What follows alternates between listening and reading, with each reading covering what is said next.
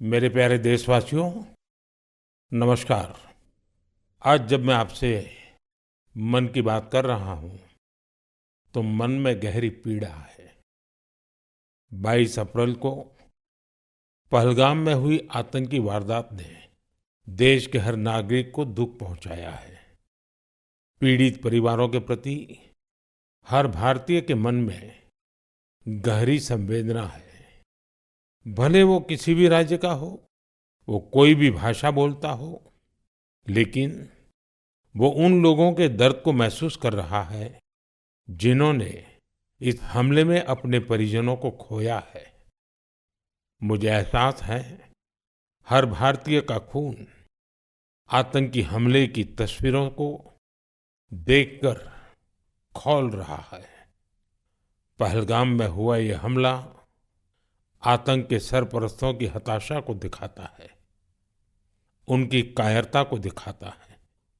ऐसे समय में जब कश्मीर में शांति लौट रही थी, स्कूल कॉलेजों में एक वाइब्रेंसी थी, निर्माण कार्यों में अभूतपूर्व गति आई थी, लोकतंत्र मजबूत हो रहा था, पर्यटकों की संख्या में रिकॉर्ड बढ़ोतरी हो रही थी, लोगों की कमाई बढ़ रही थी, युवाओं के लिए नए अवसर तैयार हो रहे थे। देश के दुश्मनों को, जम्मू कश्मीर के दुश्मनों को ये रास नहीं आया। आतंकी और आतंक के आका चाहते हैं कश्मीर फिर से तबाह हो जाए, और इसलिए इतनी बड़ी साजिश को अंजाम दिया। आतंकवाद के खिलाफ इस युद्ध में देश की एकता, 140 करोड़ भारतीयों की एकजुटता हमारी सबसे बड़ी ताकत है। यही एकता आतंकवाद के खिलाफ हमारी निर्णायक लड़ाई का आधार है। हमें देश के सामने आई इस चुनौती का सामना करने के लिए अपने संकल्पों को मजबूत करना है। हमें एक राष्ट्र के रूप में दृढ़ इच्छा शक्ति का प्रदर्शन करना है। आज दुनिया देख रही है, इस आतंकी हमले के बाद पूरा देश एक स्वर में बोल रहा है। साथियों, भारत के हम लोगों में जो आक्रोश है, वो आक्रोश पूरी दुनिया में है। इस आतंकी हमले के बाद लगातार दुनिया भर से संवेदनाएं आ रही हैं। मुझे भी ग्लोबल लीडर्स ने फोन किए हैं, पत्र लिखे हैं, संदेश भेजे हैं। इस जघन्य तरीके से किए गए आतंकी हमले की सबने कठोर निंदा की है। उन्होंने मृतकों के परिवारजनों के प्रति संवेदनाएं प्रकट की है। पूरा विश्व आतंकवाद के खिलाफ हमारी लड़ाई में 140 करोड़ भारतीयों के साथ खड़ा है। मैं पीड़ित परिवारों को फिर भरोसा देता हूं, उन्हें न्याय मिलेगा, न्याय मिलकर रहेगा। इस हमले के दोषियों और साजिश रचने वालों को कठोरतम जवाब दिया जाएगा। साथियों, 2 दिन पहले हमने देश के महान वैज्ञानिक डॉक्टर कस्तूरीरंगन जी को खो दिया है।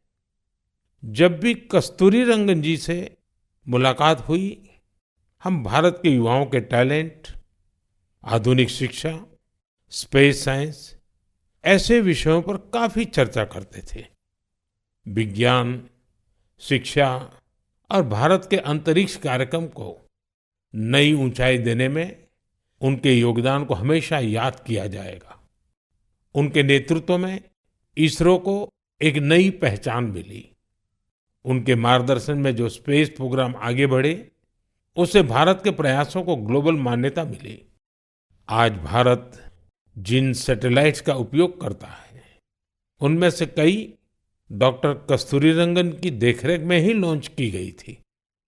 उनके व्यक्तित्व की एक और बात बहुत खास थी, जिससे युवा पीढ़ी उनसे सीख सकती है।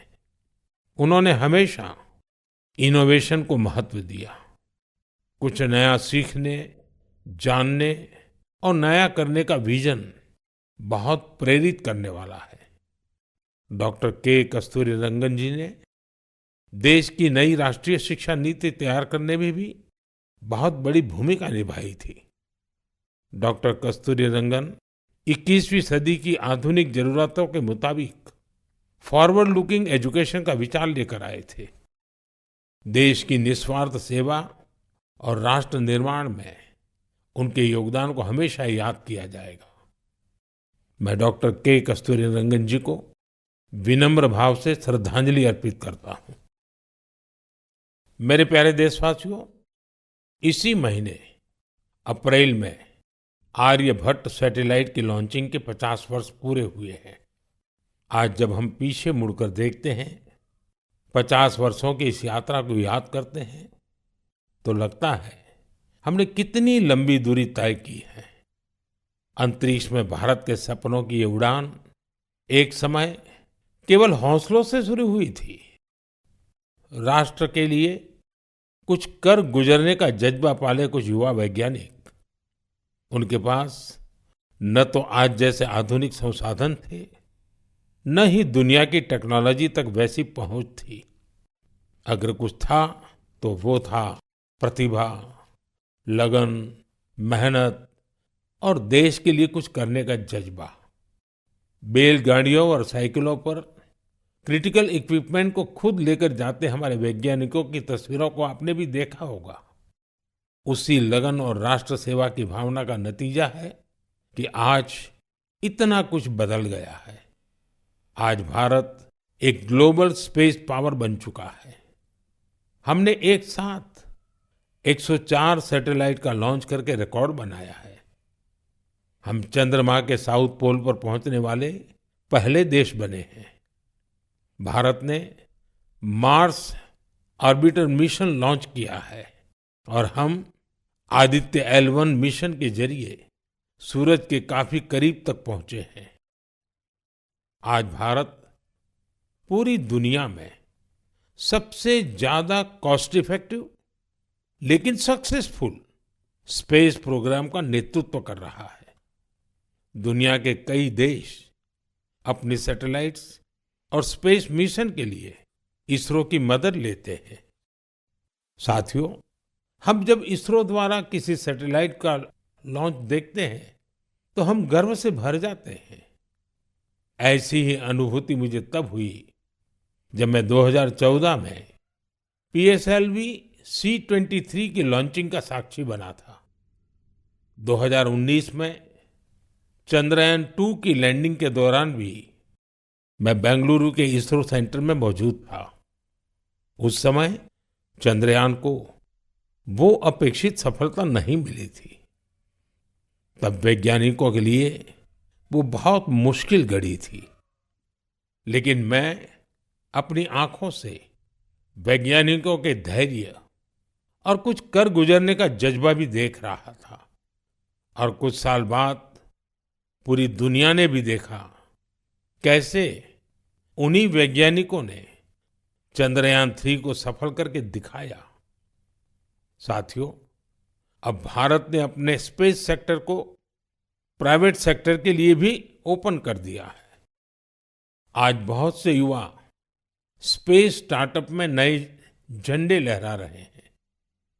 10 साल पहले इस क्षेत्र में सिर्फ एक कंपनी थी, लेकिन आज देश में 325 से ज्यादा स्पेस स्टार्टअप काम कर रहे हैं। आने वाला समय स्पेस में बहुत सारी नई संभावनाएं लेकर आ रहा है।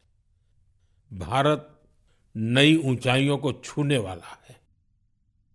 देश गगनयान, स्पेडेक्स और चंद्रयान-4 जैसे कई अहम मिशन की तैयारियों में जुटा है। हम वीनस ऑर्बिटर मिशन और मार्स लैंडर मिशन पर भी काम कर रहे हैं। हमारे स्पेस साइंटिस्ट अपने इनोवेशन से देशवासियों को नए गर्व से भरने वाले हैं। साथियों, पिछले महीने म्यांमार में आए भूकंप की खौफनाक तस्वीरें आपने जरूर देखी होगी। भूकंप से वहां बहुत बड़ी तबाही आई। मलबे में फंसे लोगों के लिए एक एक सांस, एक एक पल कीमती था। इसलिए भारत ने म्यांमार के हमारे भाई बहनों के लिए तुरंत ऑपरेशन ब्रह्मा शुरू किया। एयरफोर्स के एयरक्राफ्ट से लेकर नेवी के शिप्स तक म्यांमार की मदद के लिए रवाना हो गए। वहां भारतीय टीम ने एक फील्ड हॉस्पिटल तैयार किया। इंजीनियरों की एक टीम ने अहम इमारतों और इंफ्रास्ट्रक्चर्स को हुए नुकसान का आकलन करने में मदद की। भारतीय टीम ने वहां कंबल, टेंट, स्लीपिंग बैग, दवाइयां, खाने पीने के सामान के साथ ही और भी बहुत सारी चीजों की सप्लाई की। इस दौरान भारतीय टीम को वहां के लोगों से बहुत सारी तारीफ भी मिली। साथियों, इस संकट में साहस, धैर्य और सूझबूझ के कई दिल छू जाने वाले उदाहरण सामने आए। भारत की टीम ने 70 वर्ष से ज्यादा उम्र की एक बुजुर्ग महिला को बचाया, जो मलबे में 18 घंटों से दबी हुई थी। जो लोग अभी टीवी पर मन की बात देख रहे हैं, उन्हें उस बुजुर्ग महिला का चेहरा भी दिख रहा होगा।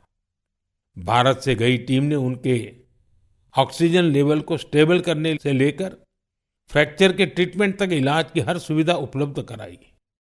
जब इस बुजुर्ग महिला को अस्पताल से छुट्टी मिली, तो उन्होंने हमारी टीम का बहुत आभार जताया।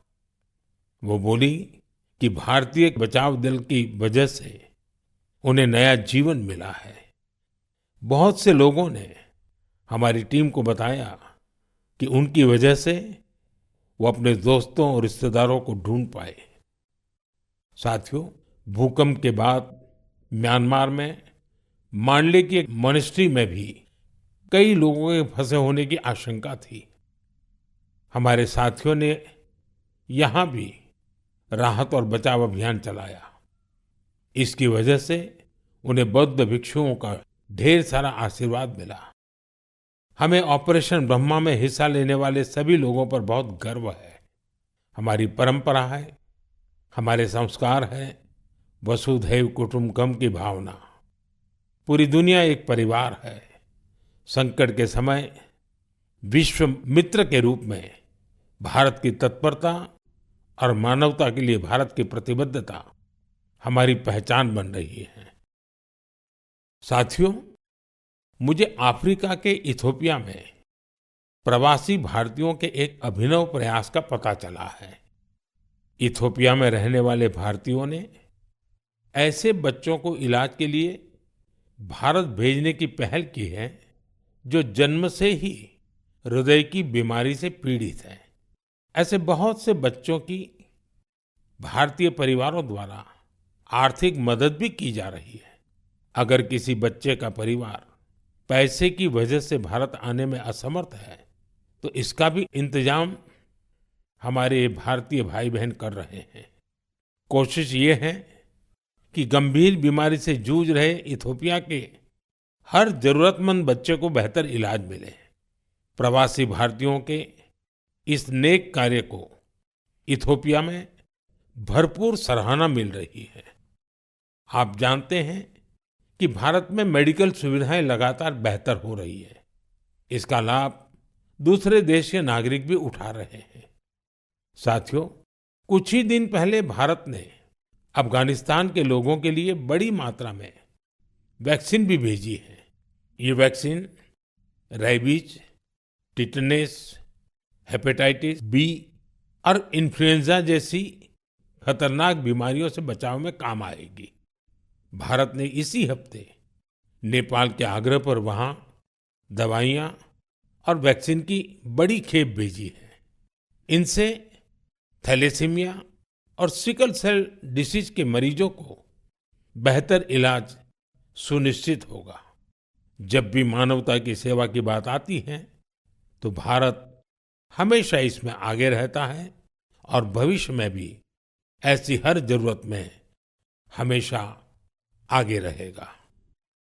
साथियों, अभी हम डिजास्टर मैनेजमेंट की बात कर रहे थे और किसी भी प्राकृतिक आपदा से निपटने में बहुत अहम होती है आपकी अलर्टनेस, आपका सचेत रहना।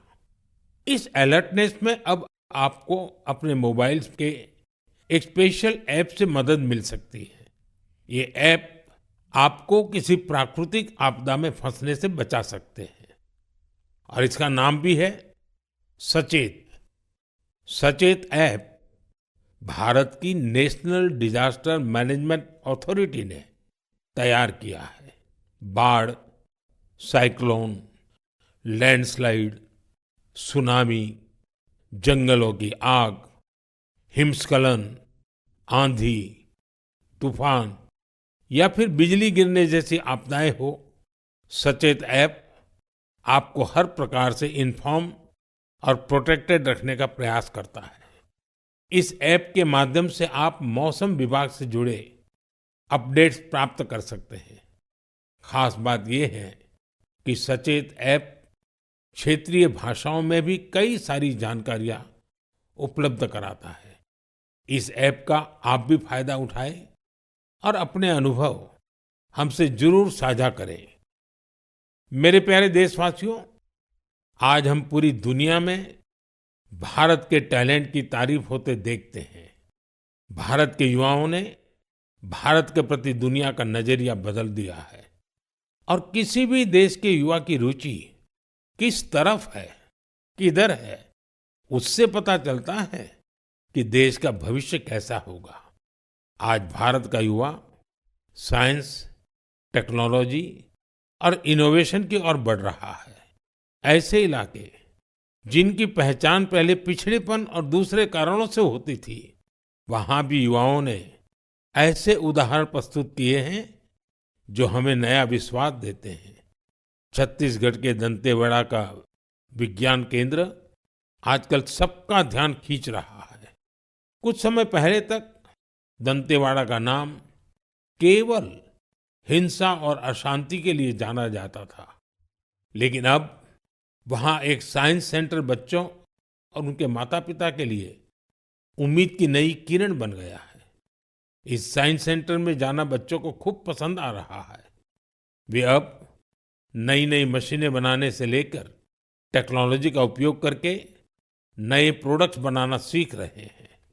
उन्हें 3D प्रिंटर्स और रोबोटिक कारों के साथ ही दूसरी इनोवेटिव चीजों के बारे में जानने का मौका मिला है। अभी कुछ समय पहले मैंने गुजरात साइंस सिटी में भी साइंस गैलरीज का उद्घाटन किया था। इन गैलरीज से ये झलक मिलती है कि आधुनिक विज्ञान का पोटेंशियल क्या है, विज्ञान हमारे लिए कितना कुछ कर सकता है। मुझे जानकारी मिली है कि इन गैलरीज को लेकर वहां बच्चों में बहुत उत्साह है। साइंस और इनोवेशन के प्रति ये बढ़ता आकर्षण जरूर भारत को नई ऊंचाई पर ले जाएगा। मेरे प्यारे देशवासियों, हमारे देश की सबसे बड़ी ताकत हमारे 140 करोड़ नागरिक हैं। उनका सामर्थ्य है, उनकी इच्छा शक्ति है। और जब करोड़ों लोग एक साथ किसी अभियान से जुड़ जाते हैं तो उसका प्रभाव बहुत बड़ा होता है। इसका एक उदाहरण है एक पेड़ मां के नाम। ये अभियान उस मां के नाम है जिसने हमें जन्म दिया, और ये उस धरती मां के लिए भी है जो हमें अपनी गोद में धारण किए रहती है। साथियों, 5 जून को विश्व पर्यावरण दिवस पर इस अभियान के 1 साल पूरे हो रहे हैं। इस 1 साल में इस अभियान के तहत देश भर में मां के नाम पर 140 करोड़ से ज्यादा पेड़ लगाए गए हैं। भारत की इस पहल को देखते हुए देश के बाहर भी लोगों ने अपनी मां के नाम पर पेड़ लगाए हैं। आप भी इस अभियान का हिस्सा बने ताकि 1 साल पूरा होने पर अपनी भागीदारी पर आप गर्व कर सकें। साथियों, पेड़ों से शीतलता मिलती है, पेड़ों की छांव में गर्मी से राहत मिलती है, ये हम सब जानते हैं। लेकिन बीते दिनों मैंने इसी से जुड़ी एक और ऐसी खबर देखी जिसने मेरा ध्यान खींचा। गुजरात के अहमदाबाद शहर में पिछले कुछ वर्षों में 70 लाख से ज्यादा पेड़ लगाए गए हैं। इन पेड़ों ने अहमदाबाद में ग्रीन एरिया काफी बढ़ा दिया है। इसके साथ साथ साबरमती नदी पर रिवरफ्रंट बनने से और कांकरिया झील जैसे कुछ झीलों के पुनर्निर्माण से यहाँ वाटर बॉडीज की संख्या भी बढ़ गई है। अब न्यूज़ रिपोर्ट्स कहती हैं कि बीते कुछ वर्षों में अहमदाबाद ग्लोबल वार्मिंग से लड़ाई लड़ने वाला प्रमुख शहरों में से एक हो गया है। इस बदलाव को, वातावरण में आई शीतलता को वहां के लोग भी महसूस कर रहे हैं। अहमदाबाद में लगे पेड़ वहां नई खुशहाली लाने की वजह बन रहे हैं। मेरा आप सबसे फिर आग्रह है कि धरती की सेहत ठीक रखने के लिए, क्लाइमेट चेंज की चुनौतियों से निपटने के लिए और अपने बच्चों का भविष्य सुरक्षित करने के लिए पेड़ जरूर लगाएं। एक पेड़ मां के नाम। साथियों, एक बड़ी पुरानी कहावत है, जहां चाह वहां राह। जब हम कुछ नया करने की ठान लेते हैं तो मंजिल भी जरूर मिलती है। आपने पहाड़ों में उगने वाले सेब तो खूब खाए होंगे, लेकिन अगर मैं पूछूं कि क्या आपने कर्नाटका के सेब का स्वाद चाखा है, तो आप हैरान हो जाएंगे। आमतौर पर हम समझते हैं कि सेब की पैदावार पहाड़ों में ही होती है, लेकिन कर्नाटका के बागलकोट में रहने वाले श्री शैल तेली जी ने मैदानों में सेब उगा दिया है। उनके कुलाली गांव में 35 डिग्री से ज्यादा तापमान में भी सेब के पेड़ फल देने लगे। दरअसल श्रीशैल तेली को खेती का शौक था, तो उन्होंने सेब की खेती को भी आजमाने की कोशिश की और उन्हें इसमें सफलता भी मिल गई। आज उनके लगाए सेब के पेड़ों पर काफी मात्रा में सेब उगते हैं, जिसे बेचने से उन्हें अच्छी कमाई भी हो रही है। साथियों, अब जब सेबों की चर्चा हो रही है, तो आपने किन्नौरी सेब का नाम जरूर सुना होगा। सेब के लिए मशहूर किन्नौर में केसर का उत्पादन होने लगा है। आमतौर पर हिमाचल में केसर की खेती कम ही होती थी, लेकिन अब किन्नौर की खूबसूरत सांगला घाटी में भी केसर की खेती होने लगी। ऐसा ही एक उदाहरण केरला के वायनाड का है। यहाँ भी केसर उगाने में सफलता मिली और वायनाड में ये केसर किसी खेत या मिट्टी में नहीं, बल्कि एरोपोनिक्स टेक्निक से उगाए जा रहे हैं। कुछ ऐसा ही हैरत भरा काम लीची की पैदावार के साथ हुआ है। हम तो सुनते आ रहे थे कि लीची बिहार, पश्चिम बंगाल या झारखंड में उगती है, लेकिन अब लीची का उत्पादन दक्षिण भारत और राजस्थान में भी हो रहा है। तमिलनाडु के थिरुविरा अरासू कॉफी की खेती करते थे।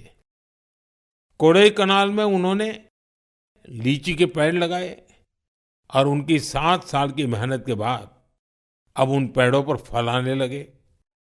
लीची उगाने में मिली सफलता ने आसपास के दूसरे किसानों को भी प्रेरित किया है। राजस्थान में जितेंद्र सिंह राणावत को लीची उगाने में सफलता मिली है। ये सभी उदाहरण बहुत प्रेरित करने वाले हैं। अगर हम कुछ नया करने का इरादा कर लें और मुश्किलों के बावजूद डटे रहें, तो असंभव को भी संभव किया जा सकता है। मेरे प्यारे देशवासियों, आज अप्रैल का आखिरी रविवार है। कुछ ही दिनों में मई का महीना शुरू हो रहा है। मैं आपको आज से करीब 108 साल पहले लेकर चलता हूं। साल 1917। अप्रैल और मई के यही 2 महीने देश में आजादी की एक अनोखी लड़ाई लड़ी जा रही थी। अंग्रेजों के अत्याचार उफान पर थे। गरीबों, वंचितों और किसानों का शोषण अमानवीय स्तर को भी पार कर चुका था। बिहार की उपजाऊ धरती पर ये अंग्रेज किसानों को नील की खेती के लिए मजबूर कर रहे थे। नील की खेती से किसानों के खेत बंजर हो रहे थे, लेकिन अंग्रेजी हुकूमत को इससे कोई मतलब नहीं था। ऐसे हालात में 1917 में गांधी जी बिहार के चंपारण पहुंचे हैं।